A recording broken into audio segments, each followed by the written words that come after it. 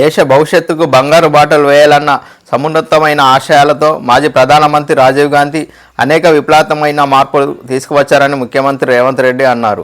తెలంగాణ సచివాలయం ఎదుట ఏర్పాటు చేసిన రాజీవ్ గాంధీ విగ్రహాన్ని ముఖ్యమంత్రి ఆవిష్కరించారు.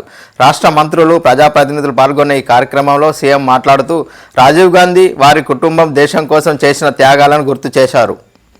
దేశ భవితవ్యాన్ని యువత నిర్దేశించాలన్న లక్ష్యంతో 18 ఏళ్లకు ఓటు హక్కు కల్పించడం, పంచాయతీల పట్టుగొమ్మలను విశ్వసించి వాటికి నేరుగా నిధులు చేర్చాలన్న సంకల్పంతో 73, 74వ రాజ్యాంగ సవరణ చేయడం, చట్టసభల్లో మహిళలకు రిజర్వేషన్లు కల్పించడం, సాంకేతిక విప్లవంతో దేశాన్ని 21వ శతాబ్దంలోకి నడిపించడం వంటి రాజీవ్ గాంధీ తీసుకువచ్చిన సంస్కరణలను వివరించారు.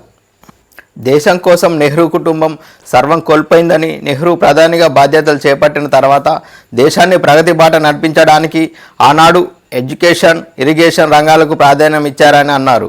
బాంక్రా నంగల్, నాగార్జున సాగర్, శ్రీశైలం, శ్రీరామ్ సాగర్ వంటి ప్రాజెక్టులు ఈనాటికి నెహ్రూ దూరదృష్టికి సజీవ సాక్ష్యాలుగా నిలుస్తాయన్నారు. 563 సంస్థానాలను దేశంలో విలీనం చేయించి దేశ సమగ్రతను కాపాడిన ఘనత నెహ్రూదని కొనియాడారు.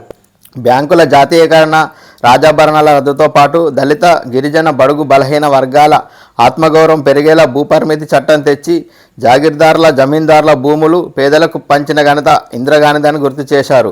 నిరుపేదల సొంతింటి కలను నెరవేర్చడమే కాకుండా లంబాడాల నెస్టిలో చేర్చింది ఇందిరాగాంధీ అని గుర్తు చేశారు.